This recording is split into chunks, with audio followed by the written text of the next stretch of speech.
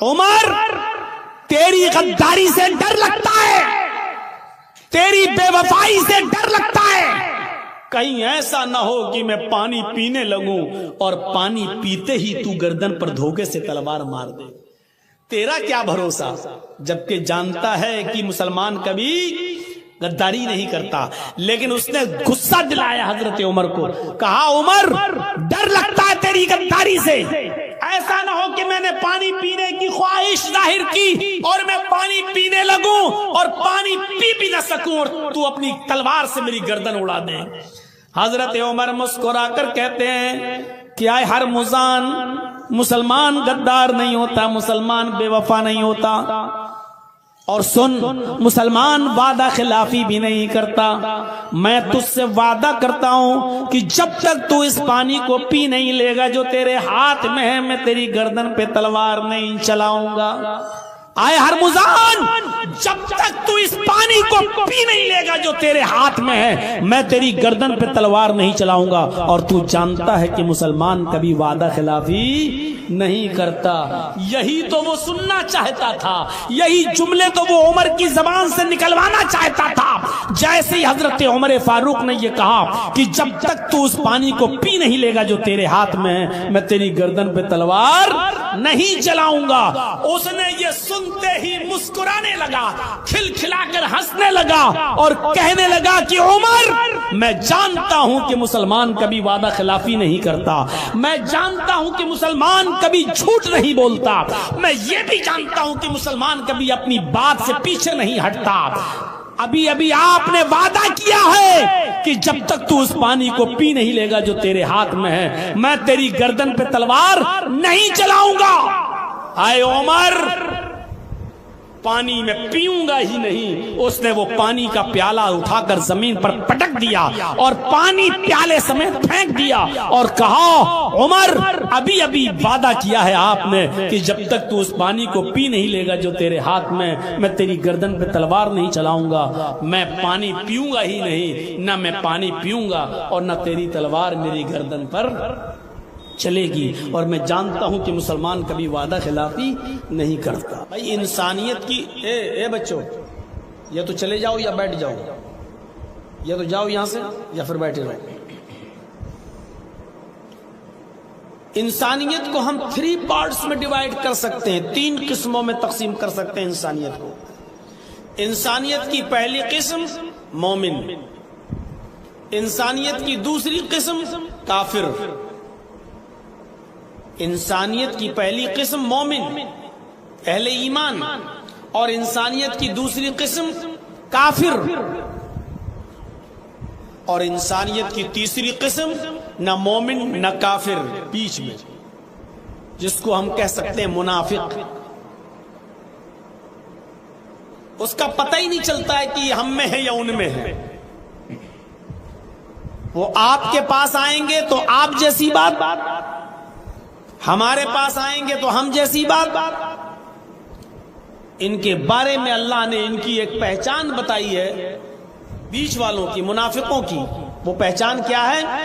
اذا لقوا الذین آمنوا قالوا آمنا وَإِذَا خَلَوْا إِلَىٰ شَيَاطِينِهِمْ قَالُوا إِنَّا مَعَكُمْ۔ جب یہ مسلمانوں کے پاس آتے ہیں، مومنوں سے ملاقات کرتے ہیں تو کہتے ہیں کہ ہم تو مومن ہیں۔ قَالُوا آمَنَّا، ہم تو ایمان لائے، ہم تو تمہارے ساتھ ہیں۔ پہچان دیکھیے، اِذَا لَقُوا الَّذِينَ آمَنُوا قَالُوا آمَنَّا، جب یہ مسلمانوں سے، مومنوں سے ملاقات کرتے ہیں تو کہتے ہیں ہم تو مومن ہیں، ہم تو ایمان لائے۔ وَإِذَا خَلَوْا إِلَىٰ شَيَاطِينِهِمْ، اور جب یہ اپنے چیلے چپاٹوں کے پاس، اپنے یار دوستوں کے پاس جاتے ہیں تو کہتے ہیں اِنَّا مَعَكُمْ، ہم تو تمہارے ساتھ ہیں۔ مسلمانوں کے پاس آئیں گے تو کہیں گے ہم تمہارے ساتھ ہیں، ایمان لائے، اور اپنے چیلے چپاٹوں کے پاس، دوستوں کے پاس، شیطانوں کے پاس، اپنے ساتھیوں کے پاس جائیں گے تو کہیں گے ہم تمہارے ساتھ ہیں۔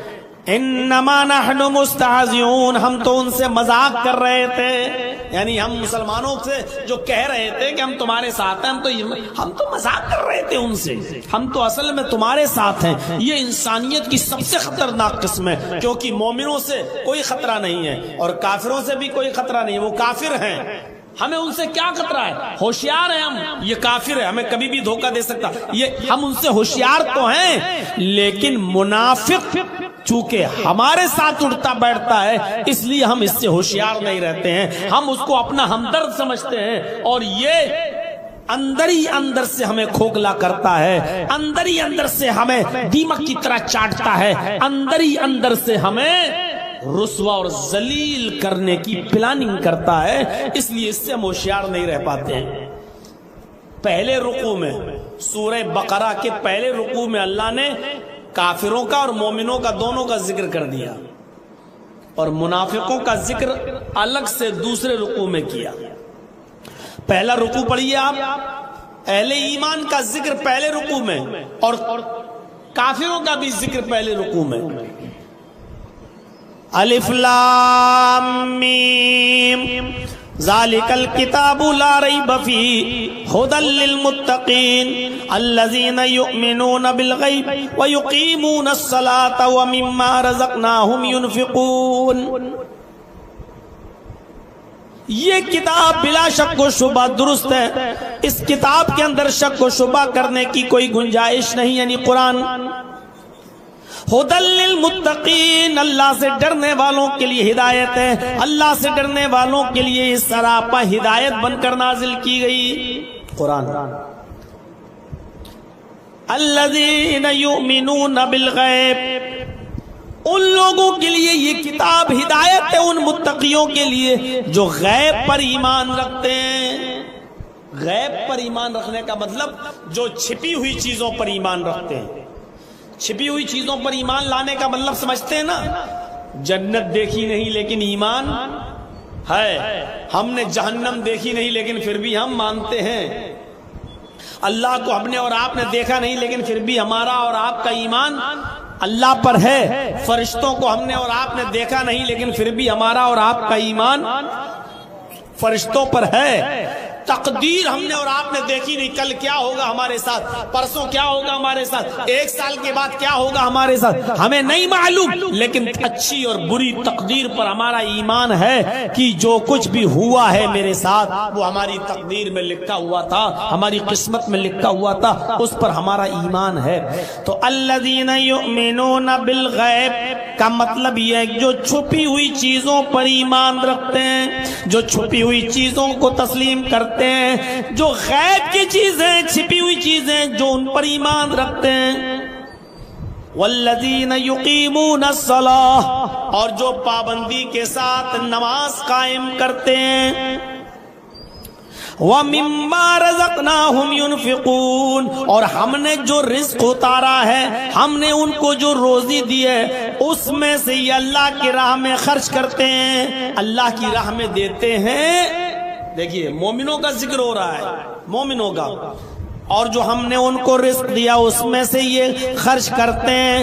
والذین یؤمنون بما انزل الیک وما انزل من قبلک، اور جو کتاب ہم نے آپ کی طرف نازل کی یعنی قرآن، اس پر ایمان رکھتے ہیں، اور وہ کتابیں جو ہم نے آپ سے پہلے نازل کی ہیں ان کتابوں پر بھی جو ایمان رکھتے ہیں، یعنی تورات، زبور اور انجیل وغیرہ۔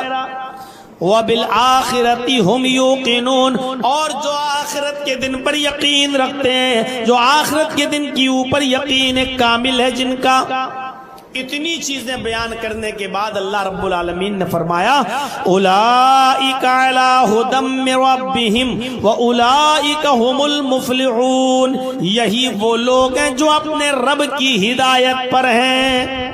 اولئک علی ھدی من ربہم، یہی وہ لوگ ہیں جو اپنے رب کی ہدایت پر ہیں۔ واولئک هم المفلحون، اور یہی وہ لوگ ہیں جو کامیاب ہونے والے ہیں، جو نجات پانے والے ہیں، جو نجات یافتہ ہیں، یہی وہ لوگ ہیں جو کامیاب ہیں۔ یہ مومنوں کا ذکر ہو گیا ہے۔ اہل انسانیت کی پہلی قسم مومن، اور اللہ تعالیٰ نے کہا مومن کون ہے؟ مومن کون ہے؟ جو اللہ کی کتاب کو قرآن کو بالکل صحیح اور سچی کتاب مانتا ہے۔ مومن کون ہے؟ جو غیب پر چھپی ہوئی چیزوں پر ایمان رکھتا ہے، جنت، جہنم، قیامت اور فرشتے اور اس کے رسول، ان تمام چیزوں پر جو یقین رکھتا ہے، ایمان رکھتا ہے، چھپی ہوئی چیزوں پر، یہ مومن ہے۔ جو 5 وقت کی نماز قائم کرتے ہیں، ٹائم سے پڑھتے ہیں اور اللہ کے دیے ہوئے رزق سے خرچ کرتے ہیں اور قرآن پر ایمان رکھتے ہیں اور ان کتابوں پر بھی جو ہم نے اتاری ہے، تورات اور زبور اور انجیل، اور قیامت کے دن کے اوپر جو یقین رکھتے ہیں، ان لوگوں کو مومن کہا اور ان لوگوں کو اپنے رب کی ہدایت پر کہا اور ان لوگوں کو کامیاب کہا۔ اللہ نے پہلے رکوع میں اہل ایمان کا ذکر کر دیا ہے۔ آئیے اس رکوع میں اب انسانیت کی دوسری قسم کا بھی ذکر کیا جا رہا ہے۔ انسانیت کی دوسری قسم، اور وہ بھی خطرناک قسم، کون؟ کافروں کا ذکر کیا جا رہا ہے۔ ایمان، اہل ایمان کا ذکر ہو گیا، اب کافروں کا ذکر اللہ تبارک و تعالیٰ نے کیا، اور کافروں کا ذکر دیکھیے کس انداز سے کیا۔ ان الذین کفروا سواء علیہم انذرتہم ام لم تنذرہم لا یؤمنون۔ جن لوگوں نے کفر کیا، جو کافر ہیں، انذرتہم ام لم تنذرہم، اے محمد صلی اللہ علیہ وسلم آپ ان کو ڈرائیں یا نہ ڈرائیں، آپ ان کو سمجھائیں یا نہ سمجھائیں، لا یؤمنون، یہ ایمان نہیں لائیں گے، یہ ایمان لانے والے نہیں ہیں، مسلمان ہو ہی نہیں سکتے، یہ ایمان نہیں لا سکتے۔ کیوں نہیں لائیں گے ایمان؟ آپ ان کو چاہے کتنا سمجھائیے، یہ مومن نہیں ہوں گے، ایمان نہیں لائیں گے۔ کیوں نہیں لائیں گے؟ ختم اللہ علی قلوبہم وعلی سمعہم وعلی ابصارہم غشاوہ۔ ختم اللہ علی قلوبہم، اللہ رب العالمین نے ان کے دلوں پر مہر لگا دی، وعلی سمعہم، اور ان کے کانوں پر بھی اللہ رب العالمین نے مہر لگا دی۔ ان کے دلوں پر مہر لگ گئی، لاکھ ان کو سمجھاؤ یہ سمجھنے والے نہیں ہیں۔ ان کے کانوں پر بھی مہر لگ گئی، لاکھ ان کو سناؤ یہ سننے والے نہیں ہیں۔ آپ کی بات ان کے دل میں نہیں اترے گی کیونکہ دل پر مہر لگی ہوئی ہے، آپ کی بات ان کے کانوں میں نہیں جائے گی کیونکہ کانوں پر مہر لگی ہوئی ہے۔ وَعَلَىٰ أَبْصَارِهِمْ غِشَاوَةٌ، اور ان کی آنکھوں کے سامنے پردہ ڈال دیا ہے، پردے پڑے ہوئے، حقیقت ان کو دکھائی نہیں دے رہی ہے، ان کی آنکھوں کے سامنے اللہ نے پردے ڈال دیے ہیں اور ان کو حقیقت سے کوئی شناسائی نہیں ہے، حقیقت ان کو نظر نہیں آ رہی ہے، حقیقت۔ وَلَهُمْ عَذَابٌ عَظِيمٌ، اور اللہ رب العالمین نے ان کے لیے بہت بڑا عذاب تیار کر رکھا ہے، ان کافروں کے لیے بہت بڑا عذاب ہے۔ وَلَهُمْ عَذَابٌ عَظِيمٌ، ان کے لیے بہت بڑا عذاب ہے۔ مومنوں کے لیے کہا یہ اپنے رب کی ہدایت پر ہیں اور یہ کامیاب ہو رہے ہونے والے ہیں، اور کافروں کے لیے کیا کہا؟ ان کے لیے بہت بڑا عذاب ہے۔ اہل ایمان کا اور کافروں کا ذکر کرنے کے بعد اللہ اب تیسری قسم کا جو ذکر کر رہا ہے دوسرے رکوع میں، اس کے لیے الگ سے دوسرا رکوع استعمال کیا گیا۔ غور کیجئے، تیسری قسم جس کا تذکرہ ہم آپ کے سامنے کر رہے ہیں، وہ تیسری قسم کیا ہے؟ وَمِنَ النَّاسِ مَن يَقُولُ آمَنَّا بِاللَّهِ وَبِالْيَوْمِ الْآخِرِ، کچھ لوگ تمہیں ایسے ملیں گے جو نہ مومن ہوں گے نہ کافر ہوں گے، بلکہ ایسے ہوں گے جو اپنی زبان سے کہیں گے ہم اللہ پر ایمان لائے، جو اپنی زبان سے کہیں گے ہم اللہ پر ایمان رکھتے ہیں، ہم اللہ کو مانتے ہیں، اللہ پر ہمارا ایمان ہے، وَبِالْيَوْمِ الْآخِرِ، اور قیامت کے دن کے اوپر ہمارا ایمان ہے، قیامت کے دن کو بھی ہم مانتے ہیں۔ وَمَا هُمْ بِمُؤْمِنِينَ، حالانکہ حقیقت یہ کہ وہ ایمان نہیں رکھتے نہ اللہ پر نہ قیامت کے دن پر۔ پھر وہ ایسا کیوں کہہ رہے ہیں؟ یخادعون اللہ والذین آمنوا، وہ اللہ کو دھوکہ دے رہے ہیں، مومنوں کو دھوکہ دینا چاہتے ہیں، اللہ کو دھوکہ دینے کی کوشش کر رہے ہیں۔ اللہ دھوکے میں آ جائے گا؟ کیا کوئی ہے جو اللہ کو دھوکہ دے دے؟ اللہ کو دھوکہ دینا چاہتے ہیں۔ والذین آمنوا، مسلمانوں کو دھوکہ دینے کی کوشش کر رہے ہیں۔ اللہ نے فرمایا وما یخدعون الا انفسهم، یہ اللہ کو دھوکہ نہیں دے رہے بلکہ اپنے آپ کو دھوکہ دے رہے ہیں۔ اللہ کو دھوکہ نہیں دے رہے ہیں، یہ اپنے آپ کو دھوکہ دے رہے ہیں۔ کیسا دھوکہ؟ کیسا؟ میرے پیارے ساتھیوں، ایک آدمی اپنے آپ کو مسلمان تصور کر رہا ہے، جمعے کے دن سنیچر کے دن مسجد میں نہیں گیا، اتوار کو مسجد میں نہیں دکھا، سوموار کے دن مسجد میں بالکل نہیں گیا، منگل کے دن بھی نہیں گیا، بدھ کے دن بھی مارکیٹ گھومتا رہا، جمعرات کے دن بھی وہ اس کی شکل مسجد میں نہیں دکھی، سنیچر سے لے کر جمعرات تک وہ مسجد میں نہیں گیا، اور جمعے کے دن سب سے آگے والی صف میں بیٹھا ہے، پہلی صف میں بیٹھا ہے، پورے ہفتے مسجد سے غائب، اور آخری دن جمعے والے دن سب سے پہلے مسجد میں آ گیا، اگلی صف میں بیٹھا ہوا ہے۔ اور ایک صاحب ہیں جو پورے ہفتے مسجد میں آئے، سنیچر کو بھی آئے، اتوار کو بھی آئے، سوم کو بھی آئے، منگل کو بھی آئے، بدھ کو بھی آئے، جمعرات کو بھی آئے، جمعے کو بھی آئے، ان کی کوئی نماز کسی دن کسی وقت کی نہیں چھوٹی، وہ تہجد کی نماز بھی پڑھتے ہیں۔ اب غور کیجئے گا، جو پانچوں وقت کا نمازی ہے اور تہجد کی بھی نماز پڑھ رہا ہے، وہ اپنے آپ کو کہہ رہا میں مسلمان ہوں، اور جو صرف جمعے کے دن کی نماز پڑھ رہا ہے وہ بھی کہہ رہا ہے میں مسلمان ہوں۔ غور کیجئے آپ، جرجیت صاحب سنیچر کو مسجد میں نہیں گئے، اتوار کو نہیں گئے، سوموار کو نہیں، منگل کو نہیں، بدھ کو نہیں، جمعرات کو نہیں، اور جمعے کو اگلی صف میں بیٹھے ہیں۔ اور جرجیت صاحب کے بغل میں جو آدمی نماز پڑھ رہا ہے وہ پانچوں وقت کا نمازی ہے اور ایک وقت کی بھی نماز نہیں چھوٹتی، اور تہجد گزار بھی ہے۔ اب وہ آدمی سوچ رہا ہے کہ یار یہ جرجیت صاحب تو صرف جمعے مسجد میں آتے ہیں پھر بھی مسلمان ہیں، اور ہم تو پانچوں وقت کی نماز پڑھتے ہیں، تہجد تک کی پڑھتے ہیں، ہم بھی مسلمان ہیں۔ اور جب پورے ہفتے مسجد میں نہ آ کر صرف جمعے کے دن ہی مسجد میں آ جائیں اور نماز پڑھ لیں تب بھی ہم مسلمان رہیں گے، تو پھر ہمیں پورے ہفتے مسجد میں آنے کی ضرورت کیا ہے؟ میرے بغل میں کوئی ایسا آدمی نماز پڑھنے لگے جمعے کی، اب میں سوچ رہا ہوں یار یہ آدمی صرف جمعے کے دن نماز پڑھنے آتا پھر بھی مسلمان ہے، اور ہم پانچوں ٹائم کی نماز پڑھتے ہیں اور تہجد بھی پڑھتے ہیں تب ہم مسلمان ہیں۔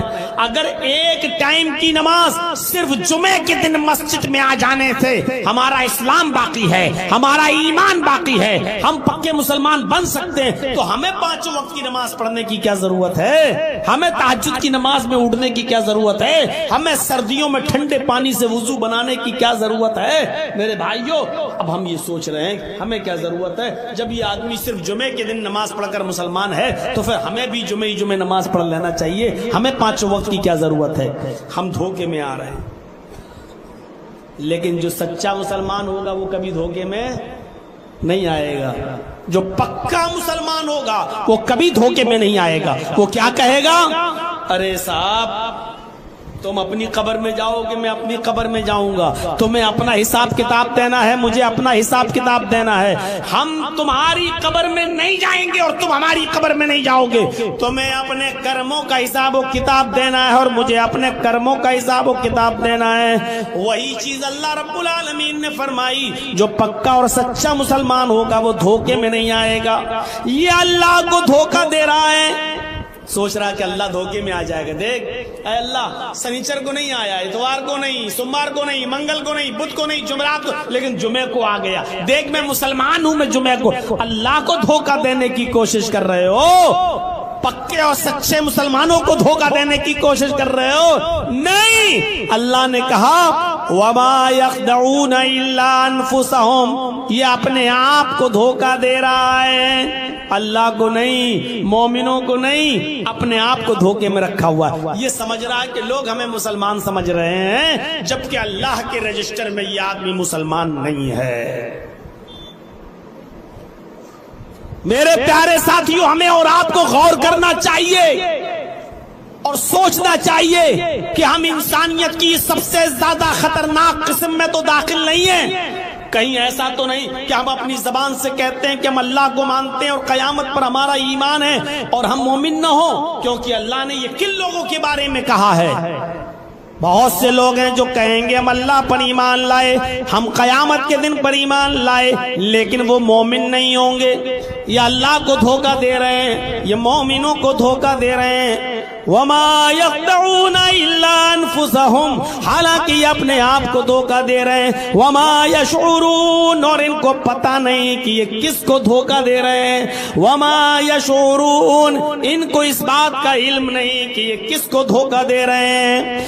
فی قلوبہم مرض فزادہم اللہ مرضا, فی قلوبہم مرض, ان کے دلوں میں شک کی بیماری ہے. فزادہم اللہ مرضا, تو اللہ نے اس بیماری کو اور بڑھا دیا.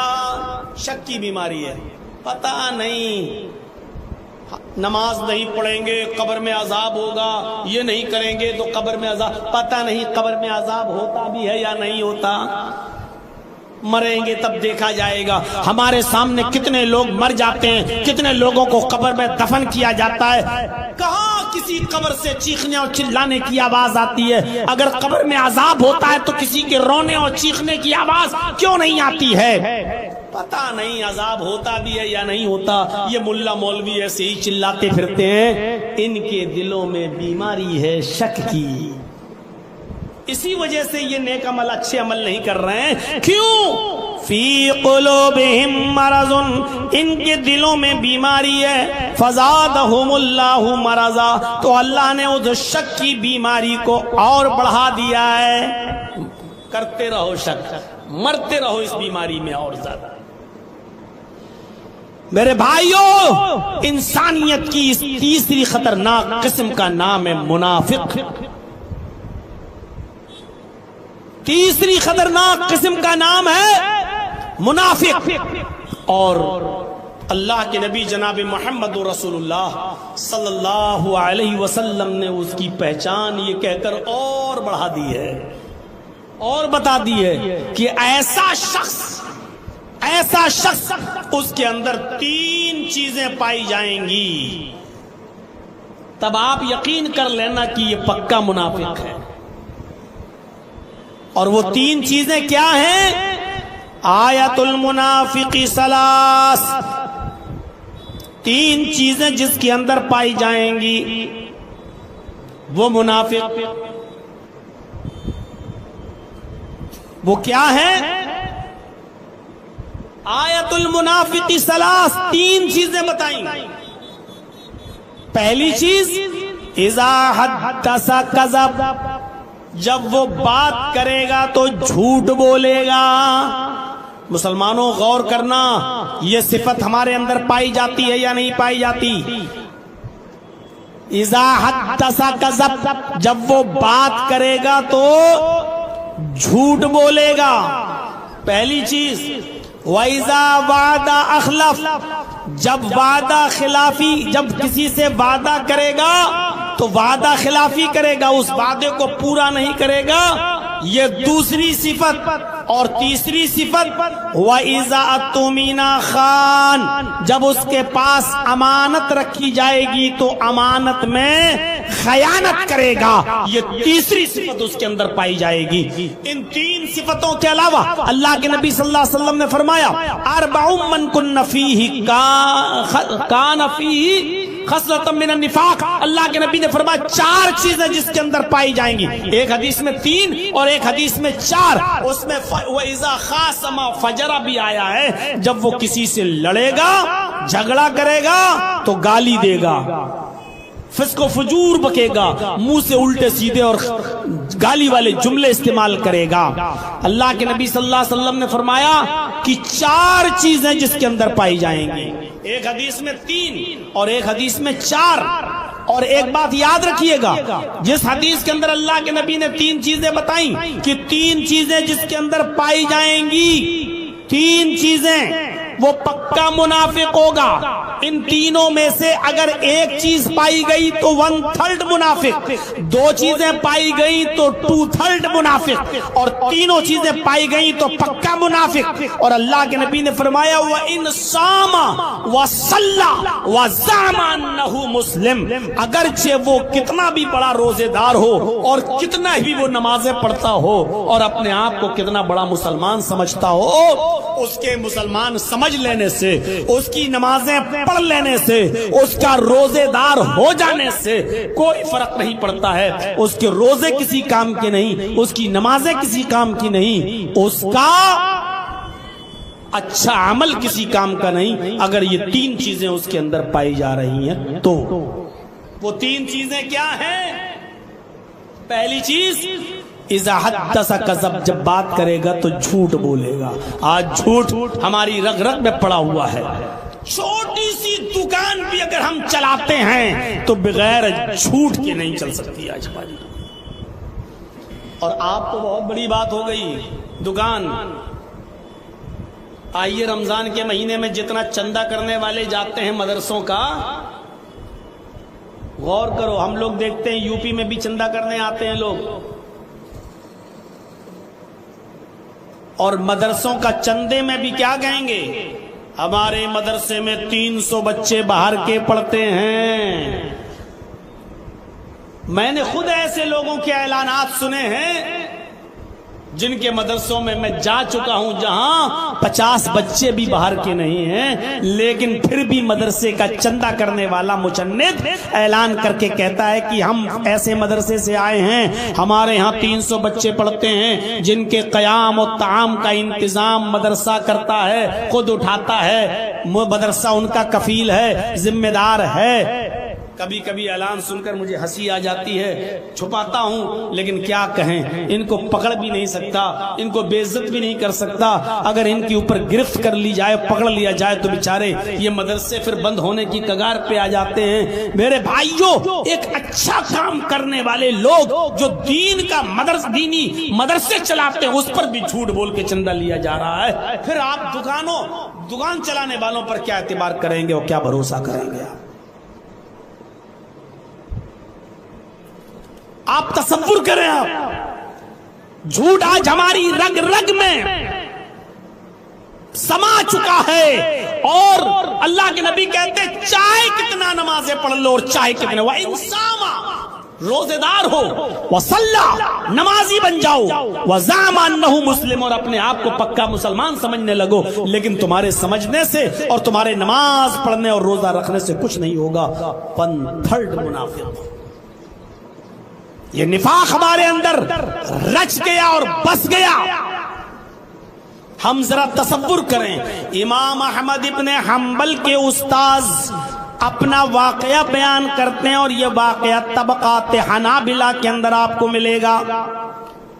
امام احمد ابن حنبل کے استاذ اپنا واقعہ نقل کرتے ہیں اور کہتے ہیں کہ ایک مرتبہ امام احمد ابن حنبل نے اپنے استاذ کا واقعہ نقل کیا اور کہا کہ میرے استاذ محترم ایک مرتبہ کسی جنگل سے گزر رہے تھے اور انہوں نے ایک مری ہوئی ٹڈی کے ٹکڑے کو دیکھا جو زمین پر پڑا ہوا ہے. ٹڈی تو آپ سمجھتے ہوں گے, ہم لوگوں نے بھی پڑھا ہے لیکن دیکھا کبھی نہیں ہے ٹڈی کی ہوتی کیسی ہے. بس اتنا جانتا ہوں کہ 2 مردہ چیزیں حلال ہیں.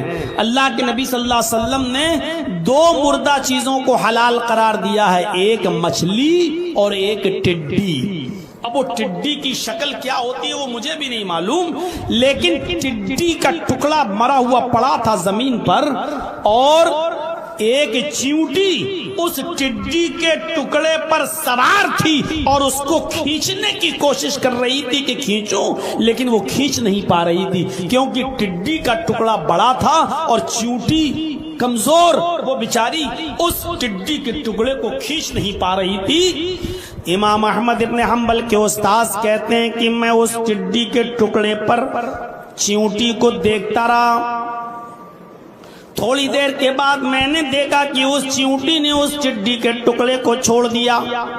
اور اس کو چھوڑ کر وہ چلی گئی. میں بھی اس کے پیچھے پیچھے چلنے لگا کہ دیکھیں یہ چیونٹی کہاں جاتی ہے.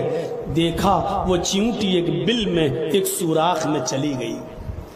تھوڑی دیر کے بعد میں نے دیکھا کہ وہ چیونٹی بہت سی چیونٹیوں کو لے کر آ رہی ہے. وہ چیونٹی بہت سی چیونٹیوں کو لے کر آئی، یعنی وہ آگے آگے اور 25 30 50 چیونٹیاں اس کے پیچھے پیچھے چلی آ رہی ہیں. احمد ابن حنبل کے استاذ کہتے ہیں جیسی وہ چیونٹی اس ٹڈی کے ٹکڑے کے پاس آئی، میں نے ٹڈی کا ٹکڑا اٹھا لیا. مسلمانوں ذرا غور کرنا، سوچئے گا. میں نے اس مری ہوئی ٹڈی کے ٹکڑے کو اٹھا لیا. چیونٹی ڈھونڈنے لگی، تلاش کرنے لگی کہ کہاں گیا، اور ساری چیونٹیاں اس چیونٹی کے پاس کھڑی ہیں. مطلب تم لے کر تو آئی ہو، ٹڈی کے ٹکڑے کے پاس کہاں ہے ٹڈی کا ٹکڑا؟ اور احمد ابن حنبل کے استاذ کہتے ہیں وہ ٹڈی کا ٹکڑا تو میں نے اٹھا لیا، اپنے ہاتھ میں لے لیا، وہ میرے پاس تھا. وہ چیونٹی ڈھونڈتی رہی، ادھر ادھر بھٹکتی رہی، لیکن اس کو ٹڈی کا ٹکڑا جب نہیں ملا تو ساری چیونٹیاں چلی گئیں اور اپنے اپنے بلوں میں گھس گئی. ذرا سنیے گا، یہ واقعہ بڑا دلچسپ ہے.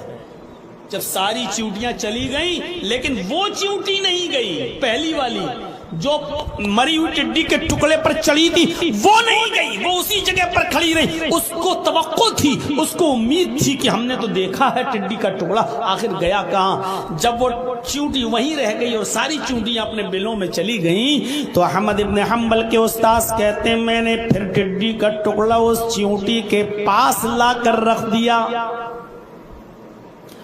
اس ٹڈی کے ٹکڑے کو چیونٹی نے دیکھا تو فوراً اس کی اوپر چڑھ گئی اور پھر کھینچنے لگی، لیکن وہ ناکام رہی، کھینچ نہیں پائی.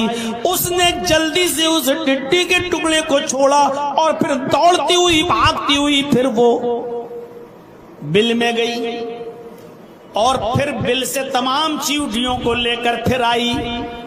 25 30 50 چیونٹیوں کو لے کر جب وہ دوبارہ آئی اور جیسی وہ اس ٹڈی کے ٹکڑے کے قریب پہنچی، میں نے ٹڈی کے ٹکڑے کو پھر اٹھا لیا. ساری چیونٹیاں پھر کھڑی ہیں، گویا کہ اس سے پوچھ رہی ہو کہاں ہے ٹڈی؟ تم بار بار ہم کو کہہ کے لاتی ہو اور یہاں تو کچھ ملتا ہی نہیں ہے. وہ چیونٹی منڈلاتی رہی لیکن ٹڈی کا ٹکڑا اس کو کہیں نہیں ملا. ساری چیونٹیاں اس کو چھوڑ کر چلی گئیں پھر، اور اس چیونٹی کو پھر وہیں پر چھوڑ دیا. وہ چیونٹی پھر وہیں کھڑی رہی کہ دیکھیں آخر گیا کہاں. میں نے تو ٹڈی کے ٹکڑے کو یہیں پر دیکھا تھا، وہ گئی، ٹڈی گئی تو کہاں گئی؟ احمد ابن حنبل کے استاذ کہتے ہیں کہ میں نے پھر رکھ دیا اس ٹڈی کے ٹکڑے کو. وہ چیونٹی پھر اس کو کھینچنے لگی اور جب نہیں کھینچ پائی تو تیسری بار گئی اور بل سے بہت سی چیونٹیوں کو لے کر آئی. جب وہ چیونٹیاں تیسری بار آئیں میں نے ٹڈی کے ٹکڑے کو پھر اٹھا لیا کہ دیکھیں یہ چیونٹیاں کیا کرتی ہیں. اب ساری چیونٹیوں کو غصہ آیا. احمد ابن حنبل کے استاذ کہتے ہیں میں نے اپنی آنکھوں سے دیکھا کہ ساری چیونٹیاں اس ایک چیونٹی پر جو بار بار بلا کر لا رہی تھی ان چیونٹیوں کو، اس کے اوپر ٹوٹ پڑی اور اس چیونٹی کو مار ڈالا. اس کے پیر اکھاڑ دیے، اس کا سر تن سے جدا کر دیا، اس چیونٹی کو مار ڈالا، اس چیونٹی کے ٹکڑے ٹکڑے کر دیے.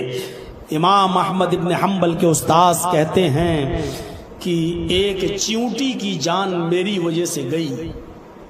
میں ٹڈی کے ٹکڑے کو اٹھا لیتا تھا، میری وجہ سے ایک چیونٹی کی جان گئی وہ ایک الگ بات ہے، لیکن میں نے یہ اندازہ لگایا، میں نے یہ سوچ لیا کہ جھوٹ چیونٹیوں کے اندر بھی برا سمجھا جاتا ہے، جھوٹ کو چیونٹیاں بھی پسند نہیں کرتی ہیں، اور جھوٹ چیونٹیوں کے اندر بھی محبوب نہیں مانا گیا ہے. اور ایک جھوٹی چیونٹی کو بھی چیونٹیاں اپنے معاشرے میں، اپنے سماج میں زندہ نہیں رہنے دیتی ہیں. جھوٹی چیونٹی پر ساری چیونٹیاں چڑھ بیٹھی اور اس کو مار ڈالا.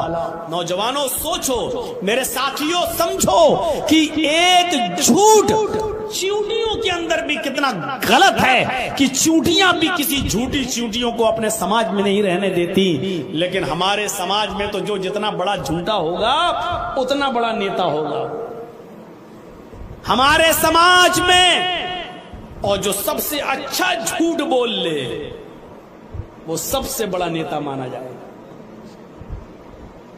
اور آپ اچھی طریقے سے جانتے ہیں کہ اس وقت سب سے بڑا جھوٹا کون ہے، اس کا نام لینے کی ضرورت بھی نہیں ہے، اور اسی لیے میں نے چینل والوں کو بند کرتا ہوں۔ میں نے نام بھی نہیں لیا، لیکن یہ تھمبنیل بنا کر ابھی تک نام بھی ڈال دیتے، اور کل اپنی دکان چلانے کے لیے لکھ بھی دیتے کہ مولانا نے اس دیش کے پردھان منتری کو کہا سب سے بڑا جھوٹا، اور مودی کی تصویر بھی بنا دیتے اور میرا بھی فوٹو لگا دیتے، کیونکہ ان کی دکان ان چینل والوں کی اسی سے چل رہی ہے۔ اس لیے ہر جلسے میں ان کا بند ہونا اور ان کو روکنا اب بہت ضروری ہو چکا ہے، کیونکہ یہ اسلام کے ساتھ مذاق کھلواڑ کر رہے ہیں، کھلواڑ کر رہے ہیں۔ یہ جلسے اور تقریریں نہیں یوٹیوب پہ ڈال رہے ہیں، یہ تھمبنیل بنا بنا کر پوسٹ کر رہے ہیں، اور الٹے سیدھے تھمبنیل بنا رہے ہیں۔ اس لیے ان پر پابندی لگانا اور ان پر نکیل کسنا بے حد ضروری ہو چکا ہے۔ تو میرے پیارے ساتھیوں، آپ دیکھ رہے ہیں جو شاندار جھوٹ بول لے، جو خوبصورت جھوٹ بول دے، اس کو سب سے بڑا سیاسی اور راجنیتک اور پولیٹیکل انسان مانا جاتا ہے، اس کو سب سے بڑا نیتا مانا جاتا ہے، جو جتنا اچھا اور جتنا شاندار جھوٹ بولتا ہے۔ جھوٹ چونٹیوں کے اندر بھی برا سمجھا گیا۔ اللہ کے نبی جناب محمد رسول اللہ صلی اللہ علیہ وسلم فرماتے ہیں کہ جب کوئی انسان جھوٹ بولتا ہے، جب کوئی انسان جھوٹ بولتا ہے تو اس کے منہ سے اتنی گندی بدبو نکلتی ہے۔ جب کوئی انسان جھوٹ بولتا ہے تو اس کی منہ سے اتنی گندی بدبو نکلتی ہے کہ اس کی بدبو سے فرشتہ جو اس کے ارد گرد ہوتا ہے، جو فرشتہ اس کے آس پاس ہوتا ہے، 1 میل کی دوری پر بھاگ جاتا ہے۔ اس جھوٹے انسان کے منہ سے جب جھوٹ نکلتا ہے تو اس جھوٹ کی بدبو سے فرشتہ 1 میل دور بھاگ جاتا ہے، اس کو چھوڑ دیتا اور 1 میل دور۔ بتائیے، اچھے فرشتے، نیک فرشتے، نیکیاں لکھنے والا فرشتہ بھی جھوٹ کی بدبو سے 1 میل دور بھاگ جاتا۔ یہ ہے جھوٹ کا حال۔